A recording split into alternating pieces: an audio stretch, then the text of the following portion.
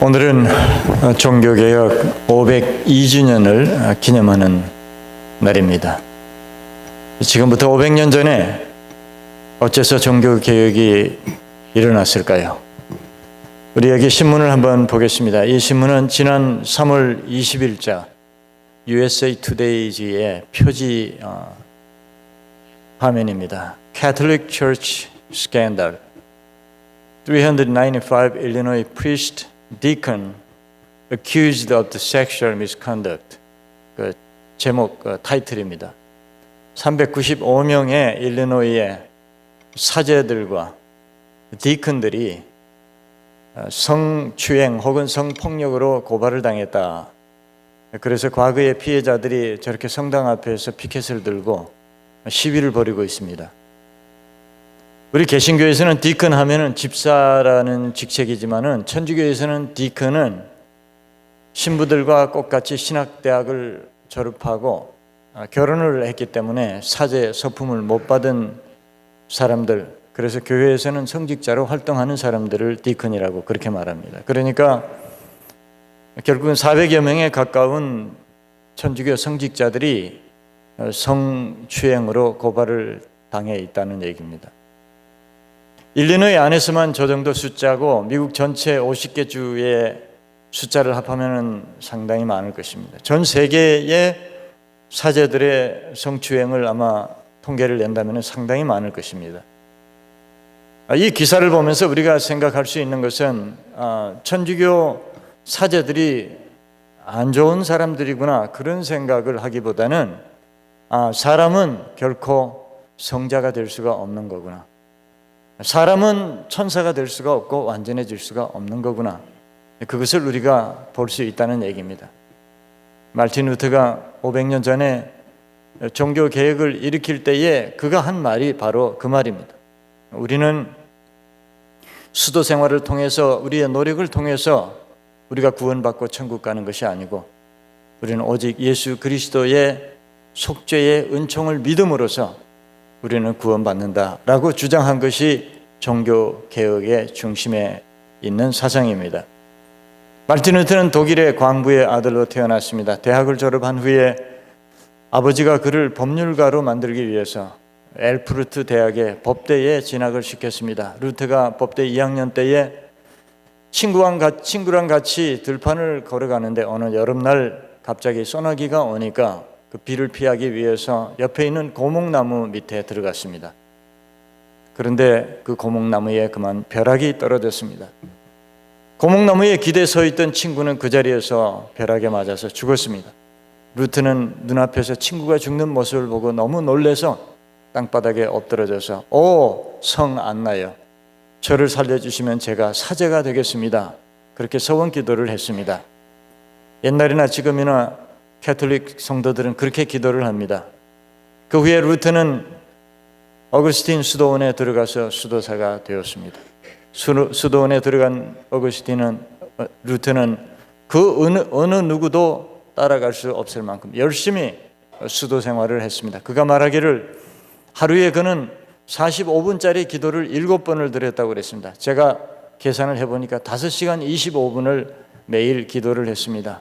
금식도 수없이 많이 하고 철야를 수없이 많이 하고 하나님 앞에 하루 종일 묵상하고 성경을 읽고 기도를 드렸습니다. 그의 그러한 노력 때문에 다른 사람들은 수년이 걸려서 됐는데 루트는 불과 1년 만에 정식 수도사가 되었습니다. 루트가 말하기를 훗날에 만약 수도로 천국 갈 수 있다면 내가 1등으로 들어갔을 것이라고 얘기를 했습니다. 그러면서 내가 그 수도 생활을 조금만 더 계속했으면 나는 벌써 죽었을 것이다. 그렇게 얘기를 했습니다. 그는 수도 생활만 열심히 한 것이 아니고 신학과 그 다음에 다른 철학과 또 성경을 너무나 열심히 공부를 했습니다. 그래서 루트는 2년 만에 신학사가 되었고 1512년도 3년 후에 루트는 신학 박사가 되어서 독일의 비텐버그라고 하는 대학 교수가 됐습니다. 루트의 그런 열정을 인정받아서 교황청의 초청을 받아서 로마에 여러 차례 성지순례를 하게 되었습니다. 캐톨릭 신자들은 평생에 로마를 방문해서 성지순례하는 것이 소원입니다.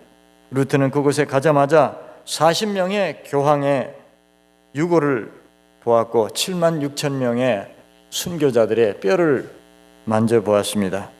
예수님의 손수건을 만졌고 유다의 은돈을 만졌고 예수님의 십자가의 나무 토막을 만졌습니다.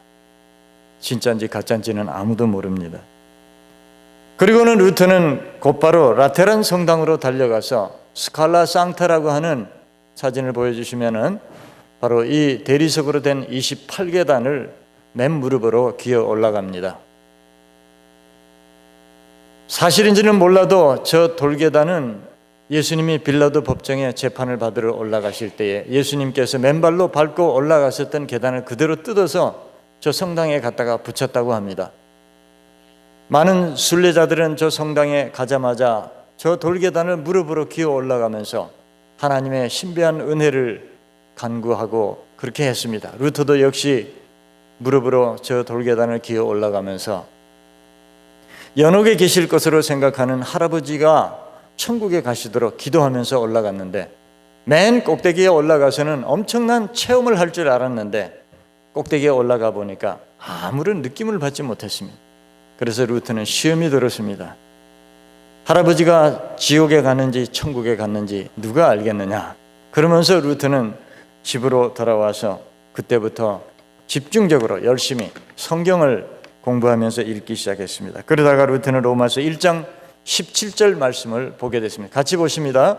복음에는 하나님의 의가 나타나서 믿음으로 믿음에 이르게 하나니 오직 의인은 믿음으로 말미암아 살리라.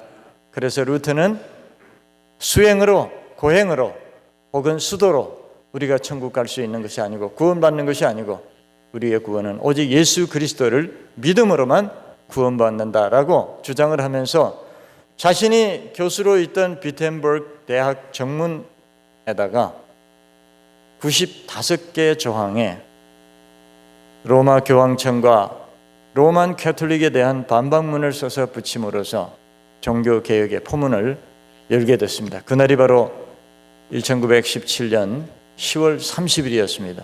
오늘 이 책은 제가 신학교 다닐 때 보던 책인데 마틴 루트라고 하는 미국의 신학자가 편집을 한 책입니다. 루트는 종교개혁을 피켓을 들고 거리에 나가서 종교개혁을 한 것이 아니고 그는 순전히 논문을 쓰고 글을 써서 종교개혁을 했습니다. 그가 쓴 논문들이 대표적인 것이 교회의 바벨론 포로 혹은 그리스도인의 자유 그런 논문들인데 이 책은 바로 그런 논문들을 다 수록을 해놓은 책입니다. 그런데 이 앞부분에 보면은 95개 조항, 루트가 비텐버그 대학 정문 앞에 붙였다고 하는 그 95개 조항이 다 전문이 나와 있습니다. 제가 이 시간이 없으니까 이 95개 조항을 여러분들에게 다 소개를 드릴 수는 없고 몇 가지만 제가 한번 소개를 드리겠습니다. 첫 번째 조항이 뭐냐면은 마태복음 4장 17절 예수님이 회개하라 하신 뜻은 믿는 자가 자신의 전체 삶을 돌이키라 하신 것이다. 그 다음에 제가 번호를 매기지 않은 것은 무작위로 제가 뽑아서 그렇습니다. 내면적으로 회개했다는 것은 그 삶이 변화되어 증명되기까지는 완전한 회개라고 할 수 없다. 교회의 가장 귀한 보화는 하나님의 용서하시는 은혜이다. 그리고요, 넘겨주세요. 참된 양심의 후에 가책을 느끼는 신자는 면죄부가 없어도 죄책에서 벗어나. 이 면죄부라고 하는 거 여러분 많이 들어보셨겠지만은 로마에 가면은 모든 사람들이 다 구경하는 바로 베드로 성당이 있습니다. 그 성당은 120년 동안 지었는데 거기에 들어가는 엄청난 돈을 충당하기 위해서 교황청에서 발행한 티켓입니다. 천국 가는 티켓입니다. 저 티켓을 사면은 지옥이나 연옥에 가 있는 영혼들이 천국에 갈 수 있다. 그렇게 해서 판매한 그 티켓이 바로 면죄부입니다. 면죄부가 교황청에 지은 죄는 몰라도 하나님께 지은 죄는 용서받지 못한다. 죄를 용서받는 길은 속죄권이나 돈이 아니라 회개뿐이다. 죽은 자는 교회의 손에 달려있는 것이 아니라 하나님의 손에 달려있다. 하나님만이 생사의 주인이시기에 연옥에 있는 영혼을 위한 기도나 헌금은 무효이다. 이런 소리를 일개 신부가 했으니 교황이 얼마나 기가 막혔겠습니까? 그리고 교황청에서 루트에 대해서 얼마나 분노했겠습니까? 루트는 그러나 참으로 하늘에 나는 새도 떨어뜨리는 그런 교황의 권세 앞에 대항해서 그는 죽기를 각오하고 하나님의 진리의 말씀을 선포하게 된 것이 바로 종교개혁이라고 하는 운동이었습니다. 루트가 말하기를 성자가 되어서 구원받는 것이 아니고 예수 그리스도를 믿음으로 구원받는다고 주장을 했습니다. 제가 한국에 신학교를 다닐 때 교회에 전도사를 하고 학생들을 가르쳤는데 저희 교단에서는 그 전도사 그 다음에 또 시험을 봐서 강도사라는 제도가 있었어요. 강도사를 거쳐서 또 이제 목사 시험을 보고 목사가 되고 그랬는데 길을 이렇게 가다가 보면은 제가 가르치는 아이들이 학교 갔다가 집에 오면서 저 멀리서 저를 보고는 반가워가지고 막 뛰어오면서 도사님, 도사님 그럽니다. 이제 애들이 제 애칭을 자기들이 붙인 게 이제 도사님이라고 붙였어요. 그래서 도사님 하고 소리를 치고 뛰어오면은 길 가던 사람들이 전부 다 쳐다봅니다. 요새도 도사가 있나, 도사가 어떻게 생겼나 싶어가지고 저를 쳐다보는데 제가 그때마다 참 쑥스럽고 그런 마음이 지금도 기억이 나는데 제가 오랫동안 교회 일을 하고 신앙생활을 하다 보니까 교회 안에서 도사가 되고 싶어하는 사람들이 상당히 많아요. 보니까 도사 흉내를 내는 사람들도 많고 한국에 보면은 이 좀 기도 많이 하는 권사님들이 집에다가 밥상을 갖다 놓고 하얀 보자기를 씌워놓고 거기다 성경책을 딱 올려놓고는 손님을 받는 권사님들이 가끔 있어요. 옛날에 제가 한국에 있을 때 저희 교회도 그런 분이 계셨는데 그분이 상당히 기도도 많이 하시고 그런 분이었는데 또 여자 집사님들이 또 쫄랑쫄랑 거기 가서 또 이렇게 물어보고 또 기도도 받고 도사 행세를 상당히 많이 하는 것을 제가 봤습니다. 우리가 우스운 얘기 같지만은 사실 목사님들 중에도 도사처럼 행세하는 분들도 많이 있습니다. 40일 금식 기도가 한때는 한국에서 상당히 유행을 많이 했어요. 그래서 목사님들도 40일 금식 기도 하시는 분들이 꽤 계셨는데 그런 분들 보면은 뭔가 좀 그 모습에서 좀 도사 냄새를 풍기려고 좀 애를 많이 쓰시는 분들 제가 본 적이 있습니다. 어쨌든 사람은 결코 노력해서 아무리 노력해도 우리는 도사가 될 수가 없습니다. 우리는 성자가 될 수가 없습니다. 그것이 바로 루트가 주장한 내용입니다.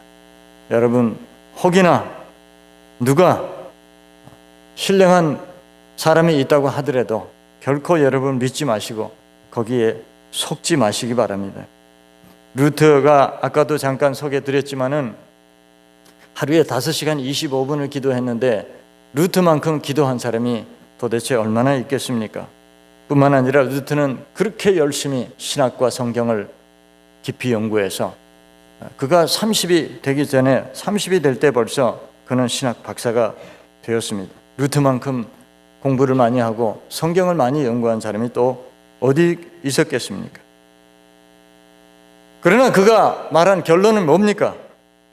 그렇게 해서 구원받는 것이 아니더라는 겁니다. 성경을 보니까 그게 틀렸더라는 겁니다. 그래서 루트가 이렇게 주장을 했습니다. 오직 우리는 sola fide, sola gratias, sola scriptura, 오직 믿음으로, 오직 하나님의 은혜로, 오직 성경으로만 우리는 구원을 받는다. 그렇게 주장을 했습니다. 신령이라고 하는 것은 오직 예수 그리스도만이, 오직 하나님만이 신령하신 분이지 인간은 결코 신령할 수가 없다는 겁니다. 자, 그런데 오늘 성경에 우리를 좀 혼란스럽게 만드는 말씀이 있습니다. 오늘 여기 보니까 너희는 신령한 제사를 드릴 거룩한 제사장이 될지니라 이렇게 말씀을 하고 있습니다. 우리 보고 하나님께서 신령한 제사를 드릴 거룩한 제사장이 되라고 하십니다. 이게 무슨 뜻일까요? 오늘 여기 보니까 그 첫 번째로 우리가 그렇게 신령한 제사를 드릴 거룩한 제사장이 되기 위해서는 먼저 우리가 버려야 될 것이 있다 이렇게 말씀하십니다. 1절에 보면은 악독을 버려야 된다. 남을 해치는 모든 일, 괴휴를 버려야 된다. 속이는 거짓말하는 것, 외식을 버려야 된다. 위선되게 사는 것, 시기, 질투, 교만을 버려야 된다. 비방을 버리고 악담을 버리고 비판을 벌여야 된다, 이렇게 말씀을 합니다. 오늘 이 목록을 보면은 전부 저와 여러분들이 매일같이 범하면서 사는 죄의 목록들입니다. 이런 것들을 버리지 않으면 우리는 결코 하나님 앞에 신령한 제사를 드릴 제사장이 될 수가 없다는 겁니다. 왜 그러냐 하면은 이것을 버리면은 그 다음 단계로 우리는 순전하고 신령한 젖을 사모하게 되어 있다, 이렇게 말씀을 합니다. 화면 한번 보시면은 여기에 보면은 순전하고 신령한 젖이라는 말이 있고, 5절에도 보면은 너희는 신령한 집으로 세워지고, 신령이라는 말이 1절에도 나오고 5절에도 나오는데, 우리 한국말에는 신령이라고 같이 번역이 되어 있지만은 그리스말 성경에 보면은 단어가 다른 단어입니다. 여기 순전하고 신령한 젖 할 때 신령은 로기콘이라고 하는, 로고스라고 하는 말로 되어 있고, 나중에 5절에 가서 나오는 신령한 집이라고 하는 말은 푸뉴마라고 하는 영이라는 말인데, 거기는 또 다른 단어로 되어 있어요. 그런데 중요한 것은 이 신령한 젖이 도대체 뭔가, 신령한 젖 하는 이 로기콘이라고 하는 말은 로고스라고 하는 말입니다. 요한복음 1장 1절 여러분 너무나 잘 아시죠? 태초에 말씀이 계시니라.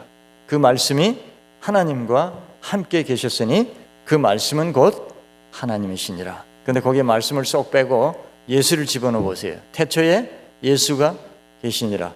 그 예수가 하나님과 함께 계셨으니 그 예수는 곧 하나님이시니라. 정확하게 맞죠? 그러니까 그 말씀, 이퀄은 말씀은 곧 예수라는 뜻이에요. 그런데 그 단어가, 그 말씀이라는 단어가 로고스라는 말이에요. 로고스라는 말이에요. 그러니까 그게 무슨 소리냐면 바로 신령한 젖을 사모하라는 말은 말씀을 사모하라는 말이고, 그 말씀이라는 말 자체가 바로 예수라는 뜻이에요. 그러니까 마르틴 루터가 말씀 속에서 예수를 만난 거예요. 그가 고행을 하면서 하루에 5시간 25분을 기도하면서 예수를 만난 게 아니라 하나님의 말씀 속에서 비로소 그가 예수를 만났더라, 그 말이에요. 예수 만나니까 그가 믿음이 뭔지를 알게 되고, 믿으니까 그가 구원을 받게 되더라, 그 말입니다. 이것을 루트가 체험한 것이 아니고 누가 체험했느냐? 바로 베드로가 먼저 체험한 겁니다. 그래서 오늘 읽은 성경 말씀이 베드로서 아닙니까? 베드로가 예수님 부활 전에 예수님과 같이 살았고 예수님과 같이 동고동락을 했지만은 그는 참 예수를 몰랐습니다. 그러나 부활하신 후에 베드로가 예수를 만난 후에 그는 완전히 바뀌어져 버렸습니다. 예수님이 십자가에 죽으시자 베드로는 실망하고 낙향하지 않았습니까? 고향으로 돌아갔죠. 나는 이제 고기 잡으러 갈란다. 다른 제자들에게 그렇게 말하고 자기는 다시 본업으로 돌아갔습니다. 그러나 부활하신 예수님이 그 갈릴리까지 가셔서 베드로를 만난 후에, 그 베드로가 부활하신 예수 만난 후에는, 참 예수를 만난 후에는, 참 예수의 하시는 그 말씀을 듣고 난 후에 완전히 사람이 바뀌어져 버렸어요. 그래서 그가 결국은 로마에 가서 십자가에 거꾸로 못 박혀 죽을 때까지 그는 주님을 따르는 주님의 사도가 되지 않았습니까? 그 베드로가 지금 한 말이 이 말입니다. 너희는 신령한 제사를 드릴 거룩한 제사장이 되어야 된다. 너희는 왕 같은 제사장이다, 그랬습니다. 그리고 오늘 하실 말씀이, 왜냐하면 이렇게 함으로 너희가 구원에 이르도록 자라게 하려 함이라. 루터가 참 믿음으로 구원받기 전에, 예수 만나기 전에 그가 그렇게 고행했던 거하고, 지금 우리가 구원받은 우리들이, 저와 여러분들이 믿음으로 구원받은 우리가 우리의 모든 것들을 내버리고 우리가 주를 위해서 경건생활을 하는 것은 차원이 다르고, 이것은 목적이 다르고 목표가 다르고 생각이 다른 겁니다. 개념이 다른 겁니다. 우리는 노력으로 구원받는 것이 아니고 예수 믿음으로 구원받는데, 예수 믿음으로 구원받았으면은 우리는 신령한 제사를 드릴 제사장이 되어야 된다, 그 말입니다. 그래서 우리가 하나님 앞에 경건생활을 하는 겁니다. 뿐만 아니라 오늘 여기 보니까 마지막으로 가장 중요한 말씀을 하는데, 너희들은 신령한 집으로 세워져야 된다. 오늘 여기 보니까 예수 그리스도는 산 돌로서 쓰임을 받았는데, 유럽의 건물들은 전부 돌로 되어 있잖아요. 돌문화잖아요. 돌로 되어 있죠. 그래서 이 돌이란 말은 리빙스톤, 예수님이 산 돌이라고 하는 것은 바로 하나님의 건물, 이 예배당을 말하는 것이 아니라 영적인 하나님의 건물, 하나님의 나라를 세우는 기초가 되고 돌이 된다는 얘기인데, 우리도 예수님처럼 그렇게 되어야 된다. 오늘 히브리서 9장 11절 성경 한번 보실까요? 같이 읽어봅니다. 그리스도께서는 장래 좋은 일에 대제사장으로 오사 손으로 짓지 아니한 것 곧 이 창조에 속하지 아니한 더 크고 온전한 장막으로 말미암아 염소와 송아지의 피로 하지 아니하고 오직 자기의 피로 영원한 속죄를 이루사 단번에 성소에 들어가셨느니라. 성경을 읽다가 많이 혼돈이 됩니다. 헷갈립니다. 도대체 이게 무슨 소리냐? 어떨 때는 예수님이 제사장이라고 그랬다가 예수님이 제물이라고 그랬다가 예수님이 왕이라고 그랬다가 도표를 한번 보시면 우리가 지금까지 잘못 이해하고 오해한 내용이 있습니다. 그게 뭐냐면 구약시대의 제사장들은 오늘 신약시대의 목사님들과 같은 성직자를 말하는 것이라고 생각을 해요. 구약시대의 제사는 오늘 신약시대의 우리 예배와 같다고 생각합니다. 구약시대의 할례는 신약시대의 세례와 같다고 생각을 해요. 구약시대의 제물은 신약시대의 헌금이라고 생각을 합니다. 근데 의미는 비슷하지만 사실은 다른 얘기입니다. 이건 틀린 얘기입니다. 한번 다른 화면을 보시면은 예수 그리스도가 오심으로 이 모든 것들이 다 통폐합이 돼버렸어요. 하나가 돼버렸습니다.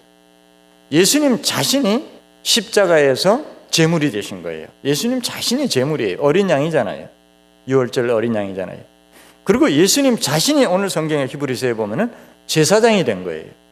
제물도 되고 제사장이 된 거예요. 자기 피를 가지고 오늘 그랬잖아요. 히브리서에 예수님이 십자가에서 죽으셔서 자기 피를 가지고 하늘나라에 직접 들어가서 하나님 앞에 영원한 제사를 드려서 우리의 모든 죄를 완전하게 해결해 버렸다.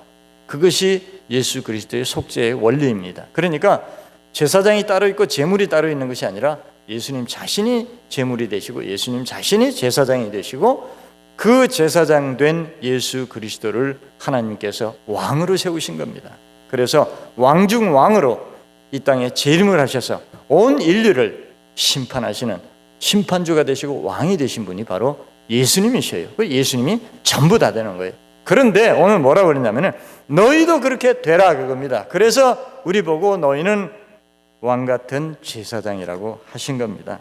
그래서 우리가 하나님 앞에 우리의 목표는, 우리의 신앙의 목표는, 우리의 삶의 목표는 우리가 예수 믿고 구원받고 천국 가는 것으로 끝나는 것이 아니고 우리도 예수님처럼 제물이 돼야 되고 예수님처럼 제사장이 돼야 되고 그렇게 되면은 예수님이 왕으로서 이 땅에 재림하실 때 우리도 왕이 된다는 겁니다. 그래서 우리가 왕 노릇한다는 겁니다. 요한계시록을 보면 그랬죠. 우리가 재판주가 되고 심판주가 되고 우리가 왕 노릇하는 겁니다. 이것이 복음입니다. 이렇게 되기 위해서 우리는 하나님 앞에서 제사장이 되어야 되고 제물이 되어야 된다. 그래서 오늘 9절에 아까 장로님이 읽으셨죠. 그러나 너희는 택하신 족속이요 왕같은 제사장들이요 거룩한 나라요 그의 소유가 된 백성이니 이는 너희를 어두운 데서 불러내어 그의 기이한 빛에 들어가게 하시니에 아름다운 덕을 선포하게 하려 하심이라. 이렇게 될 때에 우리는 저절로 예수 그리스도의 메신저가 되어서 우리의 삶이, 우리의 예배가, 우리의 모든 것들이 다 세상 사람들에게 예수 그리스도를 보여주는, 보이지 않는 하나님을 보여주는 우리는 그리스도의 메신저가 된다는 겁니다. 이것이 성경의 원리입니다. 이렇게 되는 것이 우리의 목표입니다. 우리가 잊을 수 없는 분 한 분이 계십니다. 한번 화면을 보시면은 영어 이름은 세무엘 마펫이라고 하는 분인데 한국 이름을 저분이 만들었어요. 마포삼열이라고. 여기 인디애나 주에서 태어났습니다. 그리고 시카고의 매코믹 신학대학을 졸업하시고 우리 PCUSA 시카고, 그때는 PCUSA 아니고 미국 장로교 시카고 노회에서 파송을 받아서 한국에 선교사로 갔습니다. 그때가 저분의 나이가 27살이었습니다. 한국에 가서 최초로 저분이 대한민국에 제일 처음으로 평양신학교를 설립을 한 분입니다. 저분이. 그래서 그 유명한 이기풍 목사님 이런 수많은 분들을 키워서 목사로 만든 분이 바로 저분이십니다. 평생을 한국에서 선교사로 사셨는데 일본이 한국을 침략해서 식민지로 삼았을 때 저분이 일본을 비판했다는 이유로 강제 추방을 당해서 미국으로 추방을 당해서 다시 한국으로 그렇게 돌아가시고 싶어 했는데 결국은 못 가시고 미국에서 돌아가셨는데 돌아가시면서 유언을 하기를 나를 한국 땅에 묻어달라고 그랬습니다. 그런데 70년 동안 저분이 한국을 못 갔어요. 유해가. 그래서 불과 몇 년 전에 저분의 유해를 한국으로 옮겨서 한국에 지금 안장을 했습니다. 저분이 평소에 한국에서 교회에 가서 많은 교회를 개척을 하셨는데 설교하시면서 이런 설교를 했다고 그래요. 한국말이 아무래도 서툴르니까 우리 안에 검은 토끼, 흰 토끼 2마리 삽니다. 검은 토끼 날마다 흰 토끼 못 살게 합니다. 그래서 검은 토끼 죽여야 됩니다. 여러분, 우리 검은 토끼 굶겨 죽입시다. 설교를 그렇게 하셨답니다. 참 어설픈 말 같지만 얼마나 그 속에 진리가 들어있습니까? 우리 속에 있는 이 검은 토끼, 시커먼 토끼, 이거 굶겨서 죽여버려야 돼요. 그런데 우리는 맨날 검은 토끼 먹이 살리는 거예요. 예? 내 자랑, 내 교만, 내 자존심, 내 자만심, 얼마나 이 나쁜 것들을 우리가 매일매일 우리가 살려놓습니까? 예? 그래서 사도 바울이 그랬잖아요. 나는 날마다 죽노라. 날마다 자기 자신을 죽여야 돼요. 이것이 바로 마르틴 루터가 종교 개혁을 일으킨 근본 정신입니다. 우리가 먼저 제물이 돼야 돼요. 우리가 먼저 죽어야 돼요. 그래야 우리가 제사장이 될 수 있고, 그래야 우리가 왕도 될 수 있다라고 하는 것입니다. 십자가 없이는 승리가 결코 있을 수 없습니다. 십자가 없이는 제자도 될 수가 없습니다. 십자가 지지 않으면 제사장도 못 되고 절대 우리는 왕이 못 되는 겁니다.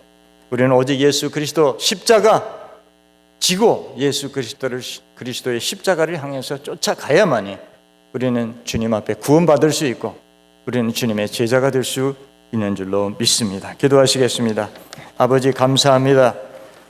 못나고 죄 많고 연약한 저희들이 무엇이길래 사랑하셔서 부르셔서 하나님의 자녀로 삼으셨습니까? 우리가 무엇이길래 주님이 우리 위해서 십자가에서 죽으셔서 제물이 되셨습니까? 아버지, 우리가 그 은혜, 그 사랑 갚을 길이 없지만 하나님 우리에게 원하시는 것이 우리도 주님처럼 주님의 뒤를 따라가기를 원하신다는 것을 저희들이 깨달았습니다. 아버지여, 목숨을 걸고 피를 흘려 주님의 이 아름다운 복음을 지켜서 우리에게 이 믿음을 물려준 우리 신앙의 선조들의 은혜를 감사하고, 하나님이여, 우리가 이 아름다운 복음을 받게 된 거 너무나 감사합니다. 그런데 이 귀한 복음을 저희들이 지키지 못하고 우리가 세상과 타협하고 우리가 흔들리면서 하나님 앞에 바로 살지 못했던 것 용서해 주시옵소서. 이제 종교개혁 500주년을 맞아서 저희들의 믿음이 현주소가 어디에 있는지 우리 자신을 말씀에 비추어 살펴보게 하시고, 우리가 진정한 믿음, 참 믿음으로 하나님 앞에 서서 하나님 앞에 영광을 돌리고 우리가 온전한 구원을 얻을 수 있는 믿음의 사람들 되게 해 주시옵소서. 도와주시고 축복해 주시고 성령 충만 주시옵소서. 예수님 이름으로 기도드리옵나이다. 아멘.